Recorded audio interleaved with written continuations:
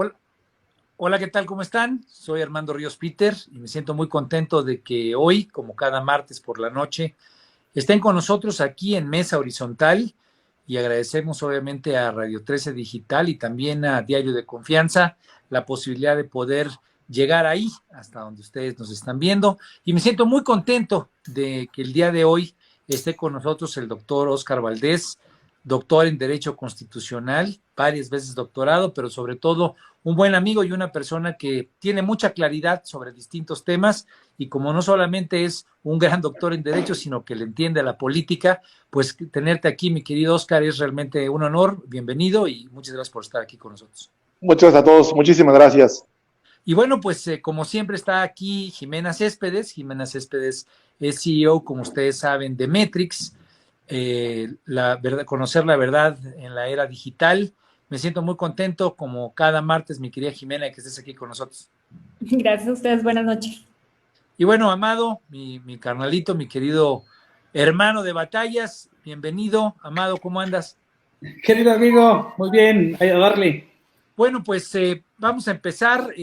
Mi querida Jime, como cada martes, ustedes en Metrix hicieron un documento muy interesante, analizaron pues los distintos temas que más presencia digital tuvieron y precisamente como ha venido ocurriendo en el último mes prácticamente, el caso Emilio Lozoya, la extradición y ahora, bueno, pues la presencia de Emilio Lozoya en tierras mexicanas ya, digamos, sujeto a proceso, pues ha sido como que el gran tema. No sé si nos quieras dar una primera visión de qué es lo que hizo Metrix esta vez.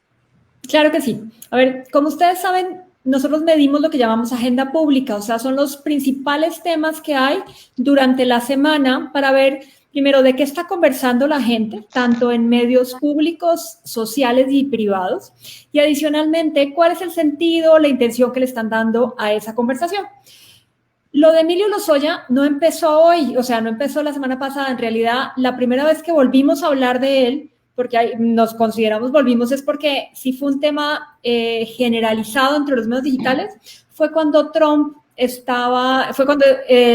AMLO fue a visitar a Trump. Y entonces ahí empezó la conversación.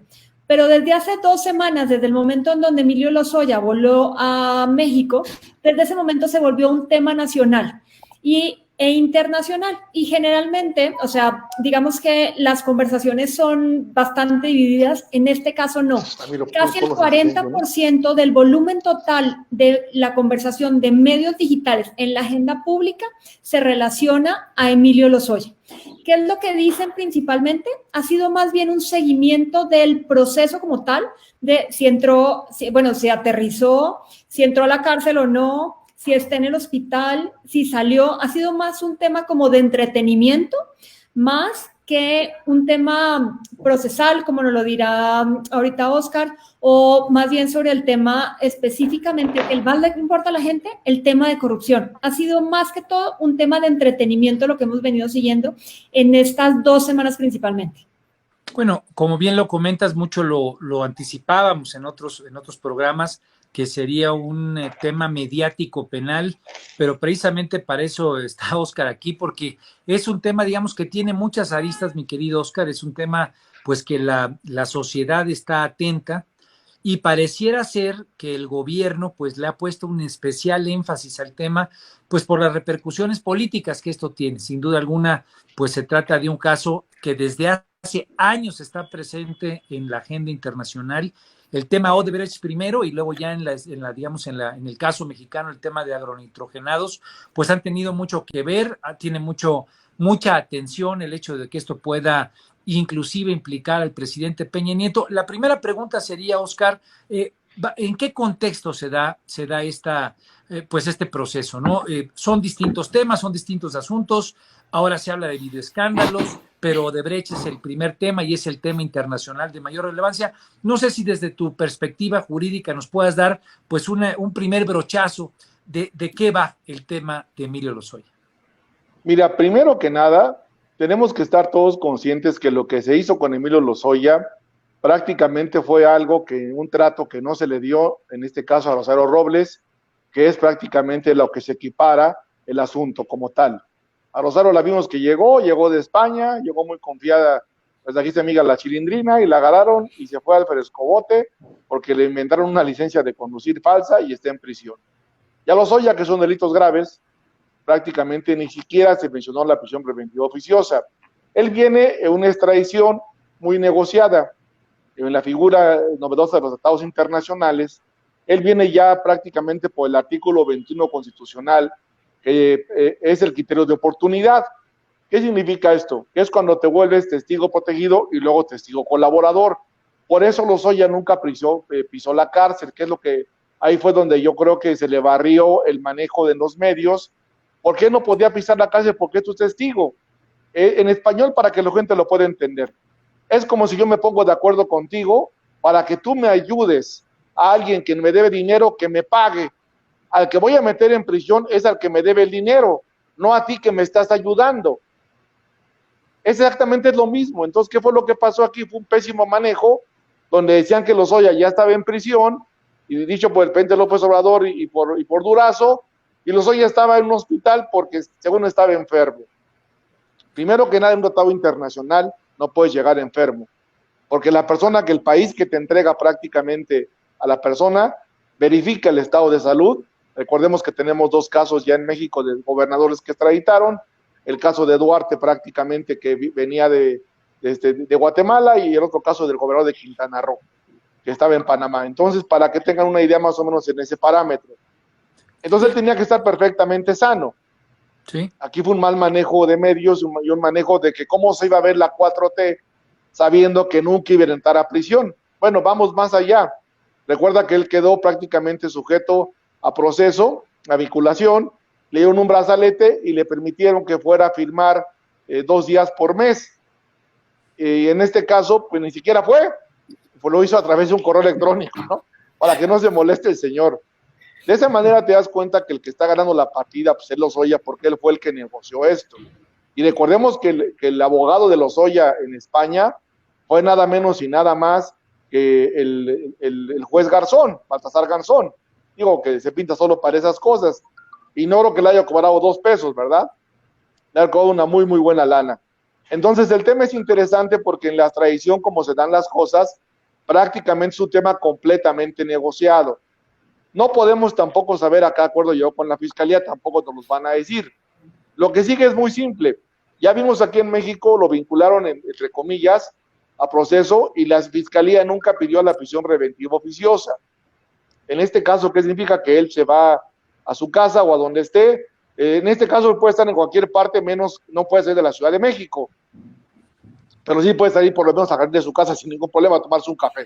Solamente que va a tener un brazalete y lo van a estar cuidando, a diferencia de los mexicanos que nos tenemos que rifar prácticamente con eso, para que no te vaya a pasar nada.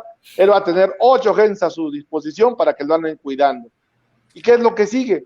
Lo que sigue en el proceso penal es que prácticamente ya se le pidió al juez por parte de los abogados que él va a entrar a la figura de testigo protegido y luego testigo colaborador en base al artículo 21 constitucional. En ese momento la fiscalía se desiste de los cargos contra él para que él pueda empezar a colaborar con la fiscalía y ya no sea acusado. Para que tengas una idea y un referente, si todos recordamos en la época de Calderón y en la época de Peña que había un tal Jennifer, que era el que pinaba todos los cárteles de la droga, exactamente ese es el Jennifer de la 4T, ¿no? Es el mismo trato. Ahora, Oscar, dos preguntas ahí, porque yo lo que he leído y tener una aclaración es muy, muy pertinente en este momento, es que esta situación, digamos, de no haber pisado cárcel, etcétera, tiene que ver con la situación, digamos, garantista o de protección de derechos humanos que hoy tiene el nuevo sistema penal acusatorio, o por lo menos eso es lo que el gobierno ha querido utilizar para tal vez no dar la información de lo que tú estás comentando, el tema de un testigo, digamos, protegido, en fin. ¿Es el caso también de que puedan combinarse ambas o, como bien dices tú, es el artículo 21 constitucional y esa es la línea que se va a seguir pues ya de pleno derecho, por así decirlo? A ver, el artículo 21, como te comento, en el nuevo sistema adversarial, te permite prácticamente la figura en este caso, para que tú puedas pasar en cualquier parte del procedimiento a ser testigo protegido y luego testigo colaborador. Eso está en la Constitución con la nueva reforma adversarial. En ese momento, la Fiscalía se desiste de los cargos. En el caso de Odebrecht, recordemos que ahí él ya había ganado un amparo y ahí automáticamente, pues ahí hubo un manejo muy chistoso por dos cosas. Los abogados que contrató, pues automáticamente que casi le agradecían a la Fiscalía que les hiciera la imputación, se declara inocente su cliente y se retira. ¿Esto qué significa? Significa que como ellos ya le plantearon al juez prácticamente que ellos desean acogerse a la figura, el testigo protegido, el testigo colaborador, en ese momento el juez va a tener que designar o decir en la audiencia si acepta o no acepta. Y ya que una vez el juez acepte eso, entonces la Fiscalía se desiste de los cargos en cuanto al asunto de Odebrecht. Ahí ya no le van a hacer absolutamente nada. Primero que nada porque eso ya prescribió, que es lo que nunca nos quieren decir. Son conductas de hace 8 años donde él ya había ganado un amparo y el amparo nunca lo mencionaron. Yo no sé para qué tienes abogados que en lugar de que te defiendan se desistan y digan, no, pues nos allanamos, ¿no?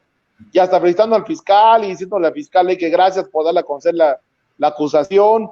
Por el caso de agroantigenados está más complicado el tema porque en ese tema está implicada su mamá. Porque él sacó dinero de agroantigenados y se le puso en las cuentas de su mamá y en las cuentas de su esposa en unas empresas y lograron la compraventa de algunas casas. Eso recordemos que lo sacó la Autoridad Superior de la Federación, que ellos son los que traen el tema y son los que le dieron los elementos a la Fiscalía General de la República. En el caso de Odebrecht, el delito prescribió en 2014. En 2016 se le hacen los cargos. En 2018 se ampara y gana por prescripción los delitos. Entonces, por Odebrecht no hay nada que hacer. Sí, ha llamado de lo que nos acaba de decir Oscar, pues a mí me surge la pregunta, me surge la duda. Digamos, hay un contexto mediático pues muy peculiar, ya lo decía Oscar, hay tratamientos distintos. Rosario Robles pues tuvo una situación muy peculiar, incluso se dijo que se le había falsificado una credencial. ¿Cómo se está dando el tratamiento mediático a este asunto?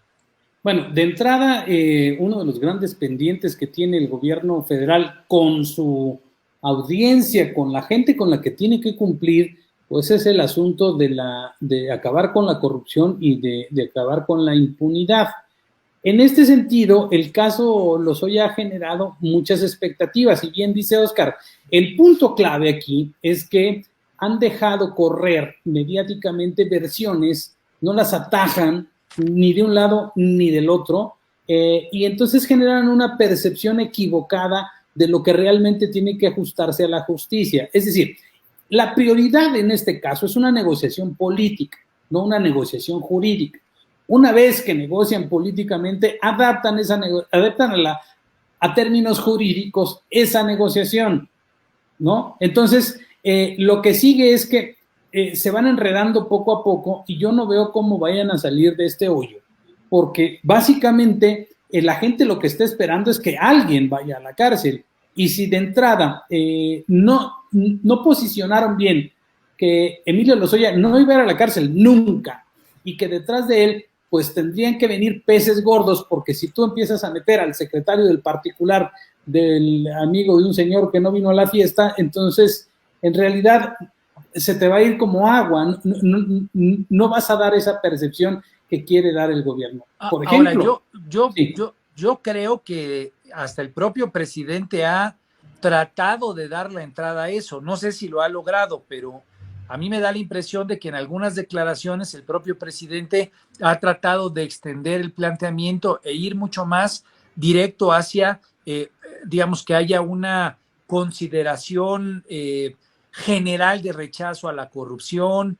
Me parece que el presidente ha tratado de dar esa entrada. Tal vez no lo han logrado, mi querido Amado, de plena capacidad, pero me da la impresión de que están intentando hacerlo. Es que esta administración en realidad no tiene estrategas de comunicación. El único estratega de comunicación es el presidente, y basa todo en la credibilidad y en la popularidad que él tiene. Entonces, en la medida que el presidente no entienda cómo es este caso, él va a tomar las decisiones mediáticas en este caso. Entonces, la primera decisión mediática que tuvo fue pues echar a la olla a Emilio Lozoya, pero no le dijo a su gente que el hombre nunca iba, o no le dejaron claro que nunca iba a pisar la cárcel. Entonces inventan este cuento de que tiene gastritis, se lo llevan a un hospital para hacer más o menos lo mismo que hizo Peña Nieto con el Baester, y hacen un montaje de que llega al reclusorio y en realidad era otra persona. Entonces ya se les empieza a complicar porque no tienen una estrategia mediática propiamente para enfrentar este caso. Vamos a ver si en lo sucesivo sí sucede, pero el punto es que la gente está esperando peces gordos, no esperan menos que un Videgaray o que un Peña Nieto. De ahí para abajo, cualquier otro charal que caiga no va a ser suficiente en términos políticos. Bueno, y ahorita le vamos a preguntar a Óscar cuál es su visión respecto a esos peces gordos que tú comentas, pero a ver, Jimé, tanto Óscar como Amado nos han comentado esta situación, ¿no? No se ha transmitido de manera correcta el tema de es un testigo protegido, la gente en redes sociales, ¿qué es lo que está comentando en particular y cuál es la expectativa que está creciendo alrededor de este tema en las redes sociales? Claro, como bien lo decía Amado, digamos que el presidente se vendió como el que iba a acabar con la corrupción. Y uno de los temas que no ha podido específicamente avanzar ha sido precisamente el de la corrupción. Incluso hay varios funcionarios alrededor que la gente ya les está como llamando, que forman parte de esa nueva red que existe y que eso le está impidiendo al presidente acabar con lo que él nos había dicho. Entonces, traer a Emilio Lozoya para el común denominador o la opinión pública era como la posibilidad de acabar con eso que nos vendieron, que era la primera parte de la corrupción que venía del sexenio anterior. Entonces, apenas llegó y no pisó la cárcel, fue lo primero que comenzaron a decir los medios digitales que no estaban de acuerdo, que primero iba a ser que él iba a quedar libre en algún momento, eso es lo que la gente comienza a decir, de negativo hacia el gobierno federal y específicamente hacia el presidente. Hay casi un 45% de negatividad en el tema de Lozoya específicamente, solo un 22% dicen que efectivamente se va a acabar la corrupción gracias a él. Y esto es lo que más bien están diciendo, es que simplemente es una persona que va a traer a peces gordos, pero que esos peces gordos no necesariamente son en contra de la corrupción, sino que son enemigos políticos del presidente a los que van a estar señalando. Y entonces eso ha vuelto, digamos que mucho más grande, un tema que podía haberse manejado, como ustedes dicen, de muchísimo mejor forma, pero la gente lo único que está esperando es que o alguien la pague o este show mediático, digamos que termine en una solución que la gente comience a entender, y los únicos que están diciendo realmente lo que está pasando son los medios tradicionales que cuentan la historia, pero los medios tradicionales, la opinión pública en general no los lee. Hay algo importante que Amado estaba diciendo que digamos que ha sido como difícil controlar, que no hay un estratega detrás de los temas de comunicación. Hay alguien que está tratando de contar la historia sin contarnos la verdad completa, o sea, por ejemplo, lo de Odebrecht, de que prescribió, salvo los medios tradicionales, la gente en general ni siquiera tiene idea, solamente relacionan a Lozoya con Odebrecht y por eso además es un tema internacional, porque los otros países en los cuales ha estado en los mismos escándalos están siguiendo este nuevo escándalo. Pero, por ejemplo, Epigmenio Ibarra sí ha estado contando toda la historia, o sea, durante las últimas semanas en sus medios informativos ha venido contando la historia de Lozoya y seguramente nos irá contando la historia de los amigos de Lozoya y después los amigos de los amigos de Lozoya. Entonces, digamos que si hay alguien detrás del gobierno de la 4T que sí está tratando de posicionar ese tema dentro de los medios digitales. Ahora, hay una narrativa, como bien lo dices, Jimena, que está por construirse, pero como que la gran narrativa, recuperando lo que tú has comentado, siempre ha sido Odebrecht, ¿no? Siempre ha sido el tema de recursos que fueron utilizados antes de que Enrique Peña Nieto ganara la elección y todo termina, digamos, en la figura de Enrique Peña Nieto. Quisiera, retomar eso, mi querido Óscar, un poco para reconfirmar lo que tú comentaste hace rato. Que, digamos, esto puede llegar a Enrique Peña Nieto, esto puede llegar a estos peces gordos, como decía Amado Avendaño, o en efecto, como lo dijiste, esto ya prescribió, esto solamente es, una argumentación, pues que tal vez alguien nos va a estar contando para después caer en un tercer capítulo, en un cuarto capítulo, videoescándalos, qué sé yo, pero el caso de Brecht, ese de manera particular, ¿qué estatus jurídico tiene? A ver, va a ser imposible que por el caso de Odebrecht llegues a Peña Nieto y llegues a Luis Videgaray, porque estamos hablando que somos el último país que se aventó el juicio contra Odebrecht. Estamos hablando de que ya pasaron 8 años.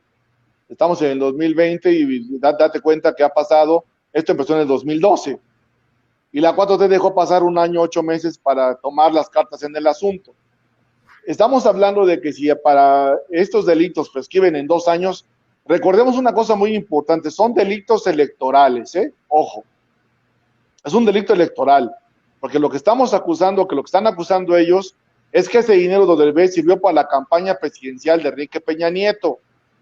Ojo al tema, eso es lo que no nos han dicho a nosotros, al pueblo de México, que son delitos electorales, no es corrupción, el delito de corrupción no existe, apenas es nuevo, apenas se creó el año pasado en la Constitución. Tú no puedes acusar corrupción porque en ese tiempo no existía. A ellos lo tienes que juzgar. Si los llegas a juzgar, si llegaras a mandar llamar a Peña Nieto y a Videgaray, pues van a acabar carcajeando porque les vas a aplicar el Código Penal desde hace 8 años, no el código de ahora. Y en ese momento van a alegar la prescripción. La otra, lo que está haciendo el gobierno, dicen que el dinero que se usó para las campañas es un dinero de origen ilícito y están hablando del 400 bis del Código Penal. El 400 bis del Código Penal es muy claro, te dice que solamente el dinero es ilícito cuando no puedes comprobar el origen. Aquí el origen está bien claro, es un particular que tenía mucha lana que se los dio, punto. O sea, no hay origen ilícito, hay un origen de dinero. Que lo hayan usado para las campañas o no las campañas, eso tendrán que probarlo, pero es un delito eminentemente electoral. El delito de agrolitigenados es un delito diferente, porque te comento que ahí los que metieron la cuchara fue la autoridad superior de la federación. Es otra cosa muy diferente. Pero en el caso de Odebrecht es un delito electoral, que pasó una campaña política del 2012. Estamos hablando de que el soborno fue hace 8 años. Y no lo llamaría más que soborno, a lo mejor lo chantaje, o no sé cómo lo llamaría, porque en ese momento también ellos no eran autoridades. El dinero que nos entregó, ellos era para una campaña política. Entonces yo veo muy complicado que este tema le llegue realmente a Peña y que le llegue a Videgaray, el caso de Odebrecht. Por el otro caso de agrolitigenados, lo que estamos viendo ya es que ya supuestamente Altos Hornos ofreció $200 millones como compensación. Recordemos que esto no se puede hacer en la materia penal, porque en la materia penal, cuando ya estás hablando de una reparación del daño, como es el caso que te marca el Código Penal, te marca prácticamente que es un juicio eminentemente de orden civil, no es un juicio de orden penal. Entonces tendríamos que esperar primero las indagatorias y luego hacen lo que llamamos los abogados patear el bote. ¿Qué significa? Que te van a dar prácticamente hasta el mes de enero para que empiece el juicio. Pues lo que estás haciendo es mandarlo a las elecciones para que ahí el presidente, cuando ya no le dé, jale a alguien y diga, aquí tengo al bueno, miren, aquí está el buenas y este fue el que se robó el dinero. Y ese tema le va a dar al presidente para materia electoral. Para materia penal va a ser imposible. Ahora bien, ya filtraron nombres de legisladores que hoy son gobernadores. Recordemos que en ese momento los del PRD, hoy están en Morena, en el caso de Barbosa era gobernador, en ese momento era legislador. Mucha gente de la 4T estaba en el PRD y luego se fueron a Morena. Ahora, está sesgado el asunto porque Fertinal sí está comprobado que hay un fraude y el que dio la lana es el banquero de la 4T, que es Ricardo Salinas Pliego, de Banco Azteca. ¿Por qué no lo tocaron en la carpeta de investigación? Si ahí está la carpeta abierta por ese caso. ¿Qué le dio la lana prácticamente, en este caso a Pemex, para hacer una compraventa ilegal? Obviamente está haciendo que hay justicia selectiva. El caso de Fertinal no lo tocaron ni con el pétalo de una rosa. Entonces está el tema demasiado sesgado. Si el presidente quisiera ir por estas personas, hay un problema. Ya filtró los nombres de quiénes son. Ya todos sabemos que son 5 gobernadores del PAN, uno del PRI y uno de Morena. En ese momento van a alegar debido proceso. Recordemos que Florence Cassés está fuera, no porque sea uno culpable, sino por el debido proceso. Entonces el presidente lo que está haciendo está actuando como fiscal, porque el que da las notas es el presidente, no es el fiscal. Yo no he visto que salga el fiscal que es a decir, el señor está pasando esto y esto, esa es la autonomía que todos creíamos que tenía la Fiscalía, ¿no? Recuerden que nunca se reformó, depende del presidente de la República, pero el presidente es todólogo. El presidente es el que sale a decir que si no los voy a perdonar, si no regresan el dinero no los perdono. O sea, el presidente no es ningún fiscal. El presidente es el titular del Ejecutivo. Tendría que dejar que las fiscalías hagan su trabajo. El problema que estamos teniendo es la comunicación. Pero este tema es un tema eminentemente mediático.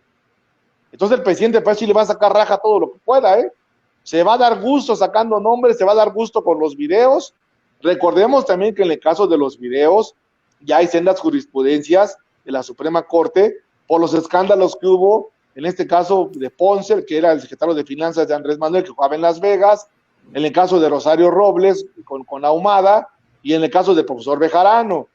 Y se declaró que los videos por sí solos no son medios de prueba, sino van adminiculados de testimonios o testimoniales. Yo les pregunto algo bien simple a la gente que no sabe derecho. Son videos de hace 8 años. No están en una carpeta de investigación, los trae Lozoya. Los grabó sin su consentimiento. ¿Y los van a exhibir en una fiscalía como prueba? Yo creo que ahí no tienen muchos abogados. Ahí lo que requiere nada más es esperar el tiempo y al amparo y van a prescribir. Ahora, no son delitos graves. Recordemos también que la Constitución se reformó el año pasado para ver cuáles son los delitos graves y los delitos no graves. Y bueno, en efecto, como acabas de comentar, Oscar, hubo un cambio en la Constitución en este sexenio y bueno, pues el tratamiento a los temas de corrupción y otros era diferente el sexenio pasado. No pueden, digamos, aplicársele de manera, digamos, no se puede aplicar tipos penales que no existían en aquel momento, y eso me parece que es importante no solamente por el conflicto, la discusión política, en fin, que esto puede significar, sino que en términos estrictamente de derecho penal, pues no podrían aplicar de manera retroactiva esos delitos. Parece ser que así es como se entendería. Amado, una vez que hemos escuchado a Oscar, a mí la sensación que me queda es que se le puede hacer bolas el engrudo al gobierno si no logra, digamos, generar, decía hace rato Jimena, pues una narrativa que logre traducir este momento en un momento hacia otros actores, hacia otros temas. Han insistido en el tema de los videoescándalos, es lo que más han metido, pero bueno, ya nos decía Oscar, pues que muchos de estos no aguantarían la prueba, de la Suprema Corte, en fin. ¿Crees que se le puede hacer bolas el engrudo al gobierno en este tema? Eventualmente sí, pero la verdad es que el presidente tiene una capacidad retórica impresionante para ocultar temas que no. Por ejemplo, en el momento en que se le ocurrió decir que él había bajado la gasolina, su gente se lo creyó, aunque toda la oposición y la gente que sabemos que no, pues le explicáramos a todo el mundo que no era así. Es decir, la gente le cree casi por fe al presidente. Entonces, si el día de mañana dice que eso es el castigo que se merece Lozoya, quedará saldada su deuda. O si dice que van a poner un charal, le va a dar a ese charal, en lugar de un pez gordo, le va a dar la importancia de un pez gordo, lo va a convertir en ballena y su gente va a decir, sí, este era el prestanombres de Peña Nieto y aquí le estamos pegando Codela. Es decir, el presidente las va agarrando al aire, ¿no? Pero depende del momento político en el que esté. Ha ido erosionando su popularidad, pero no lo suficiente como para no tener una base electoral sólida que le siga creyendo cualquier cosa que el presidente diga, porque el presidente lo que les ha vendido a su gente, a su base electoral, es justamente este mundo de fantasía de que ya estamos combatiendo la corrupción. Si lo veis en redes sociales, Jimena podrá desmentirnos, hay un argumento ahí sin sustento de que con esto se está cumpliendo la promesa del presidente de acabar con la corrupción, aunque no sea cierto. Es decir, él trastorna la verdad de alguna manera. Habrá que ver si tiene a finales de año, a principios del próximo año, las herramientas suficientes y si el país es todavía controlable para él en términos políticos, como para crear una nueva verdad suya, que todo el mundo se la crea y que satisfaga el interés de la gente por decir, sí, está cumpliendo con su palabra. Jimena, ¿cómo ves, digamos, la misma pregunta? ¿Le alcanza? Hemos visto, ya lo dijo Amado, el presidente ha tenido capacidad de ir, digamos, surfeando las olas de la comunicación, de poner nuevos temas al frente.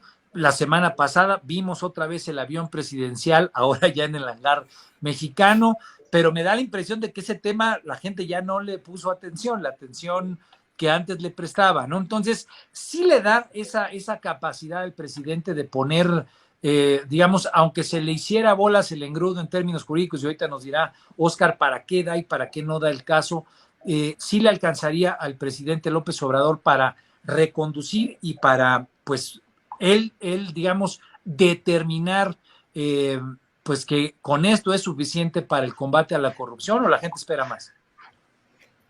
Yo creo que en el tema de corrupción específico la gente espera más, pero lo que está haciendo es algo que siempre hace, y es que de pronto Lozoya solamente es el medio. Lo que él está buscando es enjuiciar en el paredón público a aquellos, si ustedes vieron la semana pasada contra quienes fue contra algunos gobernadores. O sea, digamos que lo que él está logrando, él siempre necesita un enemigo público. Lozoya no es un enemigo público porque es un amigo del gobierno que está ayudando a descubrir todos aquellos que eran símbolos de la corrupción y que con eso, de acuerdo con lo que nos está diciendo la opinión pública, pues va a ir acabando uno tras otro la corrupción. Por eso también el tema de que él se va a poner el cubrebocas cuando se acabe la corrupción. O sea, acuérdate que él siempre va poniendo la palabra específica con lo que quiere oír la gente. Aquí lo que sí está haciendo es poniendo enemigos públicos. Entonces volvió Felipe Calderón a la conversación general. Están Ernesto Cordero, los gobernadores panistas, un priista. Entonces, digamos que al poner nombres propios, lo que está haciendo es encontrando a sus enemigos públicos para que la gente determine y diga, ellos son los sinónimos de la corrupción. Y entonces, en la medida en la que él los pueda atacar semana tras semana, pues va a dar mucho de qué hablar.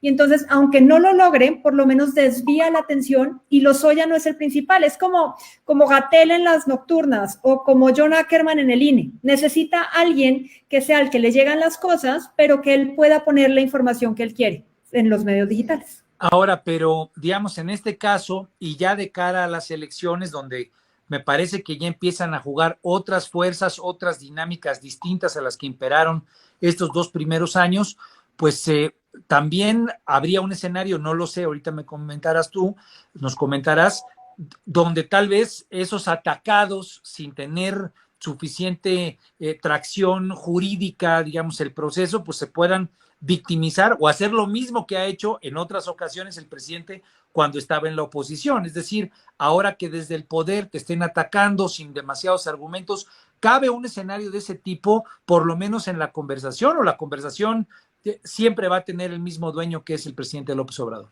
Por ahora no se ve nadie que tenga una conversación diferente del presidente. O sea, salvo cuando los gobernadores en general salen juntos, que fue lo que pasó la semana pasada con la carta en donde pedían la renuncia de López-Gatell, uno a uno son todavía muy débiles frente a la conversación general, en donde quien pone la agenda sigue siendo el presidente. Un gobernador independiente todavía no lo puede hacer. Digamos, ¿no ves todavía que en el contexto ya de la elección, los partidos, va a haber nombres de exlegisladores que son también de signo partidista? Eso no lo ves, digamos, como una proyección, por lo menos en el corto plazo. No, en el corto plazo no tienen suficiente movilización en esos medios digitales, aunque tienen partidarios y la gente, digamos, que se une a algunos de sus comentarios. Fíjate que la opinión pública solo se mueve si el status quo se le rompe. Y entonces ahorita en este caso lo que está haciendo el presidente es jalándolos hacia el lado de la corrupción para que hablemos a ese nivel. Pero cualquier otro que se defienda, lo que vamos a hacer es, nos hablaron tanto tiempo sobre corrupción, tanto tiempo los enemigos públicos serán ellos, porque al final, y entonces lo que nos están diciendo es, hubo sobornos. La palabra soborno, en cualquier caso, es el sinónimo perfecto para el tema de corrupción. Entonces, al ponerlo el presidente antes, que es parte de lo que ha pasado con los contrincantes o con los enemigos públicos o lo que sea el presidente, como todo el mundo sigue siendo reactivo, nadie pone la agenda sino el presidente, pues entonces salen como una patada de ahogado, tal cual. Entonces, en la opinión pública es muy difícil que le crea a otra persona. Pasó lo mismo que en las elecciones con Anaya. O sea, aunque hubiera sido inocente de todos los cargos que se le imputaron, el hecho de que lo hubieran puesto en el paredón público, hubieran dicho que él era el malo de la película, la gente se lo cree, y después demostrarlo es muy difícil. Aquí está pasando lo mismo. Mi querido Oscar, en términos jurídicos, ¿se le puede hacer bolas el engrudo al gobierno? Ya se le hizo bolas el engrudo. O sea, esa es la realidad. Ya está pa' piñata. No, mira, el tema es que lo manejaron tan mal que esta joya que iba a ser, que la cantaron casi como la bomba atómica y nos la cantaron como el parto de los montes, va a acabar como un perfecto ratón. No va a pasar nada. Decía Cantinflas, en México cuando pasa algo no pasa nada y cuando pasa tampoco pasa nada. Aquí el tema es de que le jugaron prácticamente a un sistema completamente corrupto como son los fiscales y como son prácticamente los jueces. Recordemos muchas cosas con Nava del Marro, recordemos lo que pasó con el Culiacanazo, y le juegas a eso en un sistema donde ya todo el mundo sabe que Lozoya no está en prisión, está en su casita, puede andar por la Ciudad de México custodiado con nuestros impuestos, lo están cuidando, y esto ya prácticamente, no creo que al presidente le dé el tema para más. Recordemos que el presidente prácticamente es excelente para el manejo de medios de comunicación, pero aquí tenemos un problema gravísimo que se llama la pandemia. A ver, eso que está diciendo Oscar es muy importante, Amado. Este contexto, digamos, jurídico, que tiene implicaciones políticas, la elección, está pasando en un escenario donde, como bien dice Oscar, pues la pandemia le está pegando duro al bolsillo, más o menos 20% solamente anunció en el último trimestre del INEGI, una caída grave, digamos, en términos económicos, pero además ya, pues prácticamente esta semana una proyección de que casi serán 50,000 muertos, el tercer lugar a partir del mes de agosto en términos de muertes por la pandemia, por COVID. ¿Cómo ves eso? Digamos, ¿le alcanza al presidente para seguir dueño del balón o hay, digamos, Jimena no es muy, digamos, halagüeña en el tema por lo que dicen las redes, pero tú cómo lo ves? Mira, yo creo que la circunstancia es extremadamente ajena al control político. ¿Por qué? Porque además estamos no sabemos ni siquiera si estamos a la mitad de la pandemia, porque eso es lo que pensaba yo la semana pasada, que esto ya empezaba a ceder y el fin de semana tuvimos 2 nuevos récords de contagios. No se está haciendo nada con la pandemia, entonces tampoco se va a hacer nada con la economía. Entonces, de aquí a diciembre, cuando se toman decisiones clave en materia político-electoral, serán otras circunstancias. Cuando la gente ya no tenga dinero en el bolsillo, no tenga dónde ir a trabajar, porque no es lo mismo tener un ingreso fijo y que además el gobierno te apoye con un cachito más de programas sociales a quienes le toque, que no tener tu ingreso principal y vivir entonces, en ese caso ya, de la miseria que te da el gobierno, porque si tú tienes un salario de 10,000 pesos y te daban 3,000 adicionales, pues es un dinero que te sabe a gloria, pero si lo único que tienes son los 3,000 pesos, pues sabe un horrible. Y lo que va a seguir a partir del próximo año, que es un año eminentemente electoral, es que la manera de convencer a la gente va a tener que ser por el bolsillo. No creo que alcancen a morder el tema de la corrupción cuando no tienes nada en el estómago, cuando tus hijos no tienen futuro. Yo creo que es una encrucijada muy complicada para el gobierno federal y me encanta ese término de estar pateando el bote, es decir, postergando las circunstancias para ver en qué momento se pueden tomar mejores decisiones. Quizá lo único que me queda claro es que este gobierno se parece muchísimo a lo que hacían los gobiernos anteriores, sobre todo los previos a Salinas de Gortari, es el modus operandi justamente de cómo se manejaban los casos políticos.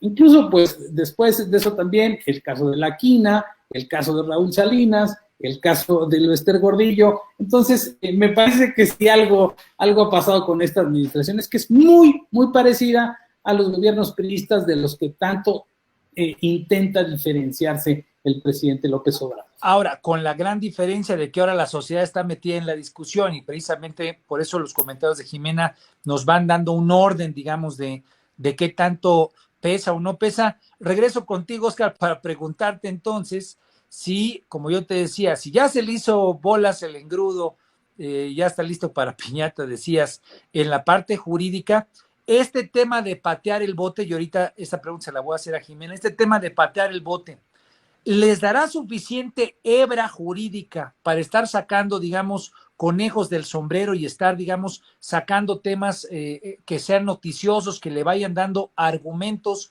a la narrativa a la gente? ¿O de pronto vamos a estar estancados en que, pues, dado que se es testigo protegido, da hasta ahí, o dado que, pues, está claro que los delitos ya no son imputables, pues da hasta ahí? ¿Cómo lo ves en el horizonte este tema de intentar montarlo en el proceso electoral? ¿Qué tanta hebra jurídica podrá tener el proceso? Mira, jurídicamente les va a dar hasta los 6 meses que les están pidiendo, en este caso hasta el mes de enero. Pero el problema que tenemos también, tenemos que considerar algo. Recordemos prácticamente que en el mes de noviembre vienen las elecciones presidenciales de Estados Unidos. Si Trump, que es el aliado de la 4T, pierde, cuidado, porque tenemos un serio problema también con la 4T, y entonces sí, se les van a caer todos los andamios internacionales y todos los apoyos que ya tenían se les van a caer. Yo no creo que les dé el tema de la pandemia es mucho más delicado, va pegado con la economía, a la gente ya no le va a interesar qué va a pasar de aquí al mes de enero si no llegamos a un diciembre con recursos en la bolsa, va a estar muy complicado el tema. Sí, el presidente va a exhibir a varios gobernadores, pero también los gobernadores también se van a defender, no están mancos. También vamos a ver a quién van a contratar como despachos, vamos a ver si hacen la imputación. Yo creo que ni siquiera van a llegar a la imputación, porque no te da para imputarlos por esos delitos al momento que pidan la prescripción. Recordemos que nuestra Constitución y nuestras leyes afortunadamente son progresivas y tenemos el famoso principio pro homine, que es lo más favorable, y la ley únicamente es retroactiva en beneficio, no en perjuicio. No los puedes juzgar con un código nuevo, los tienes que juzgar con un código que fue desde hace 8 años, no les puedes aplicar una nueva ley, tienes que aplicar la ley que estaba vigente en el pasado. Esto lo sabía el presidente, esto estaban enterados, ya no les dio tiempo a hacer más cosas, se la jugaron así. Te digo, vamos a esperar el tema de Estados Unidos, que es muy importante. Si Trump pierde, créeme que va a haber un problema serio para la 4T, porque Biden no los quiere, y ahí pues van a pagar el error, ahí van a cambiar los platos, porque recordemos que ahorita pues toda la gente de Felipe Calderón está en el pandero, pero en Estados Unidos aquí no pasa nada, ¿no? Están allá. Vamos a ver cómo le va con Biden, porque entonces sí va a dar la voltereta al pastel, y a ver a cómo nos toca. Y vamos a ver también si Andrés Manuel va a tocar realmente a gente de la 4T, que también estuvieron en ese cochupo, en este caso sus aliados, que es el Verde Ecologista, y en este caso mucha gente que hoy está con la 4T. Vamos a ver cómo nos va. No les da el tema. Yo creo que el tema se les va a desinflar en 2 meses más, cuando empiece todavía a subir esto que ya nos dijo Gatell, ya de tantas curvas y tantas cosas, ya estamos en el Everest y que ya vamos a llegar y casi, y ahora sí, y no tenemos fecha de que acabe la pandemia. Es muy delicado el tema, van a seguir muriendo más mexicanos, y yo creo que este tema sí le va a pegar realmente a la 4T, no creo que les dé como ellos están esperando para el año que entra. Jimena, y jurídicamente no les va a dar, esa es la realidad. Retomo entonces la respuesta de Oscar, Jimena, para volverte a hacer la pregunta de antes. Tal vez el presidente no tiene enfrente a nadie que le deconstruya la posibilidad de manejar agenda, ya comentabas, los gobernadores, en fin, pero también está esta nueva ecuación, que es la que acaban de poner Amado y Oscar, que es que por las propias condiciones de la pandemia, los muertos, la falta de credibilidad un poco en la política pública o cómo se va llevando la política pública, pues de pronto la gente ya ignore o le pierde interés a la narrativa del tema de la corrupción. ¿Tienes alguna proyección que podríamos pensar ahí? O sea, es decir, sí, el tema de la corrupción puede seguir teniendo sus aliados, su base dura, en fin, pero que la hebra no sea suficiente, pero más allá de eso, que sea pues mucho más importante, preocupantemente importante, el tema de la pandemia y el tema pues de la economía y del bolsillo, como estaba diciendo Oscar. Sí, estoy de acuerdo en eso. O sea, hay cosas que hemos visto, por ejemplo, el aumento en los temas relacionados con hambre, el aumento en los temas relacionados con inseguridad, pegada tanto al tema de hambre como a la falta de políticas específicamente para temas de inseguridad y que cada vez se ve más en los medios.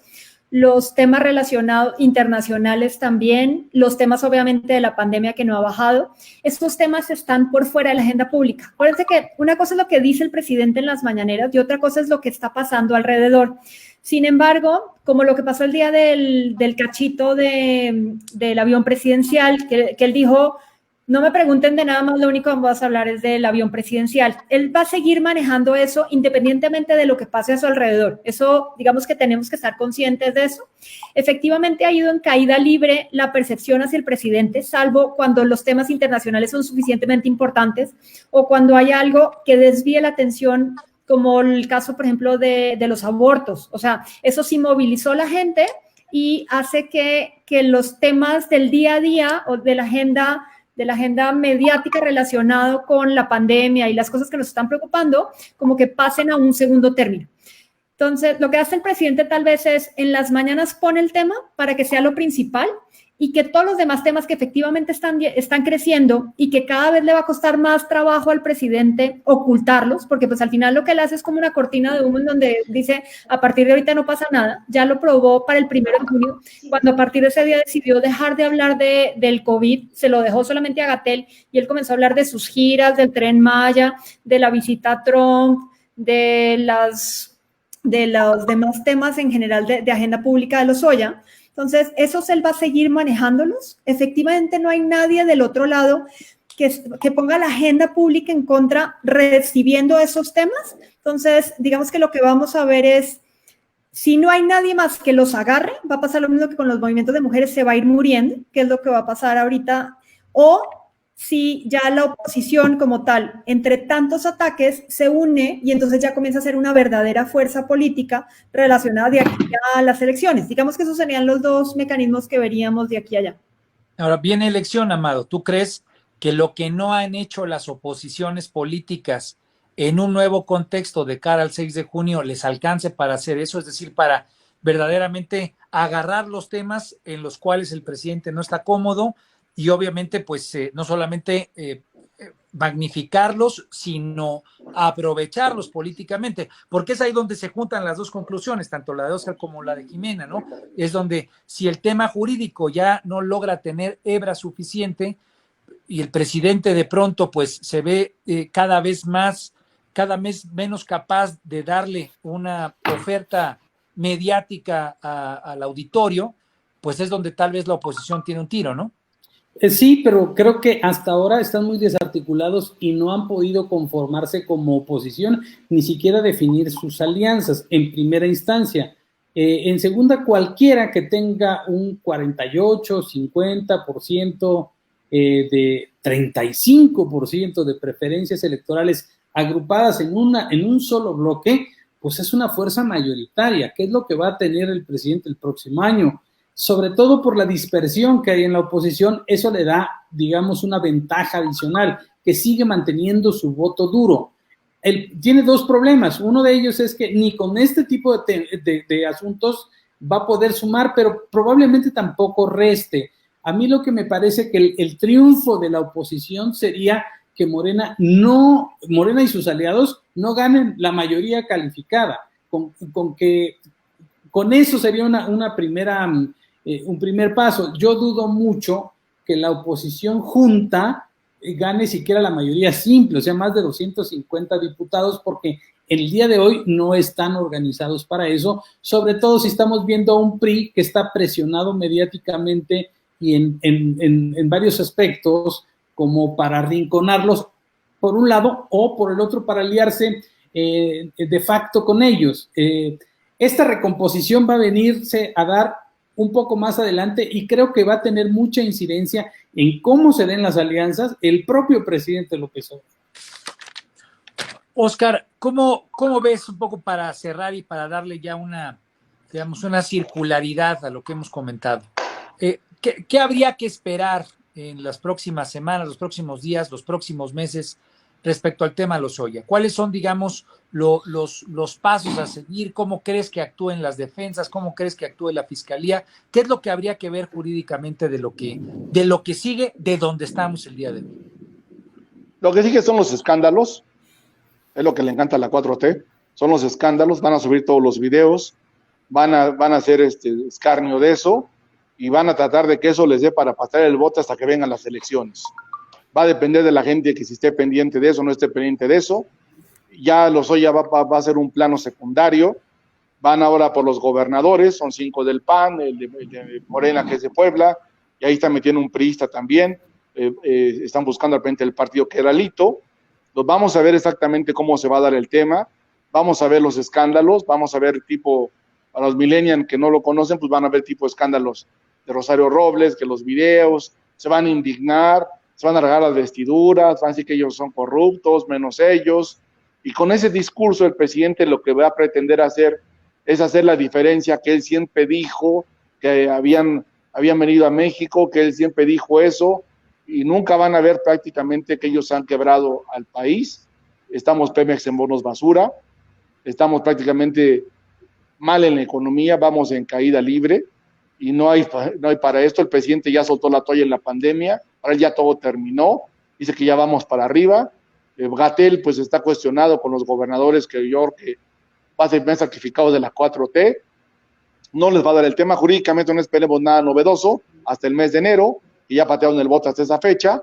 Lo que sigue pues va a ser que se va a pasar Lozoya como sigo protegido y va a soltar la información con los videos, y vienen los escándalos mediáticamente, que eso es lo que van a hacer, y eso el presidente va a ir video por video, sacándole jugo hasta lo que más se pueda. No hay más. Jurídicamente no esperemos nada hasta el mes de enero, que es cuando se abre el proceso y se cierra la carpeta de instrucción. Entonces, digamos, este tema de que se haya pasado ya para el próximo año, como lo dices tú, mantendrá, digamos, a Lozoya en una situación en la que baje, digamos, la presencia, habrá nuevos actores y sin duda alguna, pues habrá mucho mayor polarización. ¿Ves así, mi querido Amado, la polarización en ciernes, que es lo que viene? Sin duda, aquí es un proyecto contra el otro y quien va a poner las reglas del juego seguramente va a ser el presidente. ¿Estás conmigo o estás contra mí? La diferencia es que esta vez no se elige directamente al presidente de la República y sobre todo a nivel local, la apuesta del presidente eran los programas sociales, en el reparto de dinero, porque sus candidatos o sus alcaldes, legisladores, la verdad es que han dado pésimos resultados en lo local, incluso algunos gobernadores como Cuitláhuac o como Cuauhtémoc, que han sido un verdadero fiasco y que la gente no los quiere, pero no creo que le vaya a alcanzar la lana. Aún así, él tiene la habilidad de posicionar lo más que pueda, empujar a su partido lo más que pueda y relacionar de la forma que sea a su imagen con el proyecto de la Cuarta Transformación. Ese va a ser la campaña de los que se quieran reelegir o se quieran elegir por primera vez como candidatos de la Cuarta Transformación, es que tenemos que seguirle ayudando al presidente. Ese va a ser su argumento, porque no tienen otro, porque ni siquiera la lana les va a alcanzar, para comprar votos, porque la verdad es que las cosas ya están muy mal. O sea, un voto no me lo vas a comprar si ya se murió mi gente de COVID, por inseguridad o por muchas otras cosas, si ya me llegó el agua al cuello. Eso es lo que yo veo. Bueno, ahí entonces yo cerraría con Jimena, te va a tocar a ti cerrar a ti ahora, Jimena, porque es una pregunta, digamos, de proyección de futuro en lo que venimos, ¿no? Metrix ha hecho un análisis muy exhaustivo de cómo está la conversación y cómo han ido subiendo las temperaturas. Yo creo que así como lo ha planteado Oscar, como lo ha puesto Amado, tiene una pregunta final que creo que es la que nos deja en suspenso para los próximos meses. El combate a la corrupción, toda una apuesta, digamos, toda una dinámica, ya lo comentamos, toda una narrativa, distintos switches para estarlos buscando y para mantener narrativa y estar empujando. Y la otra, que tal vez no está articulada y que hoy no tiene un dueño como tal, que pueden ser, bien lo dices tú, movimientos específicos que no logren una capitalización única. Ya nos decía Amado que tal vez la oposición pues logre hacerlo y articularse. Hoy no la ve él, no la ves tú. La pregunta final del día es, ¿qué es lo que le va a mover más emociones a la gente? Y esas emociones tienen que ver con el pasado y con el futuro. Me parece que tiene que ver con qué tanto te revuelve el estómago, lo que haya ocurrido, lo mal que se haya hecho, ¿O qué tanto te preocupa lo que sigue? ¿Qué tanto te preocupa que los bonos de Pemex estén en basura? En fin, ya las cosas que ha comentado Óscar Amado, y que eso es lo que al final del día te haga, pues, tener la necesidad de concluir que lo que no está bien es cómo está funcionando el país hoy, independientemente de lo que se esté tratando de hacer del pasado. ¿Hacia dónde ves, digamos, que puede evolucionar la conversación digital? Pero hay dos cosas que es importante. La primera es que las campañas de este año completo van a ser diferentes a las campañas anteriores por la pandemia. O sea, por el mismo hecho de que, aunque la gente en general ya comienza a salir, no es igual. O sea, la gente tiene miedo. El hecho de que te dieran despensas o que fuera mucho más fácil que te dieran dinero de una a una, ahora cada vez se ha visto que es más complicado, tienen que hacerlo de casa en casa y la logística per se ya es muy diferente. Entonces, cualquier campaña tiene que ser digital, ya no puede ser de calle como es. La otra es que la gente ahorita está saliendo como lo dice Maslow. O sea, su principal problema ya no es el futuro, es el presente, es qué voy a comer mañana, si va a haber educación para mis hijos o no, y si voy a tener trabajo. Entonces, digamos que aquellos que van a posicionar mejor los temas van a ser aquellos que les cubran el ahora. El pasado ya prácticamente ni les va a importar y el futuro es completamente incierto. Entonces, aquellos que le den certeza a la gente van a ser los que van a poder capitalizar. Y el presidente ahorita no lo está pudiendo capitalizar porque a nadie le está dando certeza. El único problema es que no hay nadie más que lo haga. Entonces, lo que van a tener que volcarse es a que ya no sea un tema nacional, sino un tema completamente local. Si comienzan haciéndolo local y de ahí lo van a nacional, ahí puede haber un cambio de estructura. Si lo tratan de hacer exactamente como lo está haciendo el presidente, de lo nacional hacia lo local, pues ahorita no hay quien le gane. Mi querido Óscar, ya estamos a punto de cerrar, pero no sé si quieras darnos una última consideración, ya en términos generales. Pues, hablando del engrudo, pues esperar las piñatas, que es lo que viene prácticamente antes de diciembre, va a ser el escándalo mediático, jurídicamente no espere ningún cambio, y pues yo espero y estoy haciendo mucho porque pierda Trump, porque de esa manera va a ser un cambio de escenario político para México y esperemos que sea favorable. Muchísimas gracias. Al contrario, a ti, Óscar, muchas gracias por estar aquí con nosotros. Yo me quedaría, digamos, con esa reflexión, obviamente con la de Jimena y con la de Amado, porque al final del día estamos viviendo un momento tal vez sui generis, ¿no? Sui generis por muchas razones. Sui generis porque estamos en un confinamiento, digamos, si bien autodefinido, pero en una situación sui generis, ya lo decía Jimena, las campañas van a ser diferentes, las necesidades digamos, de encontrar liderazgos que den certidumbre, y ahí es donde me parece que el presidente López Obrador y su gabinete se la juegan día con día, cuando va perdiendo, digamos, confianza y credibilidad el manejo de la pandemia, el manejo de la economía, pero que si no logra, como decía Amado, cubrirse ese espacio por parte de actores de oposición que desde tierra, decía Jimena, desde abajo puedan hacerle sentido a la gente para que vean por sus intereses, para que puedan salir a un contraste de ideas con lo que hay, pues seguramente quien seguirá capitalizándolo es Morena, obviamente el presidente López Obrador y sus aliados. Y en ese contexto, pues bueno, habrá que entender que el tema de Emilio Lozoya, que es hoy el pues que más se vio en este mes pasado, y que le agradecemos mucho a Metrix que nos haya traído esta información, que nos haya dado este nivel de detalle, y obviamente a Amado Avendaño, a Óscar Valdés, la oportunidad de escucharlos, pues yo me quedaría con eso. Habrá seguramente mucho ruido, muchos escándalos, como dice Óscar Valdés, habrá que ver si alguien quiere romper la piñata, como lo ponía él, pero bueno, pues muchos temas todavía en la agenda, y qué bueno que estemos aquí en Mesa Horizontal. Les agradecemos muchísimo que como cada martes nos acompañen. Agradecemos a Radio 13 Digital y a Diario de Confianza. Yo soy Armando Ríos Peter y los esperamos aquí la próxima semana en Mesa Horizontal. Muchas gracias. Gracias.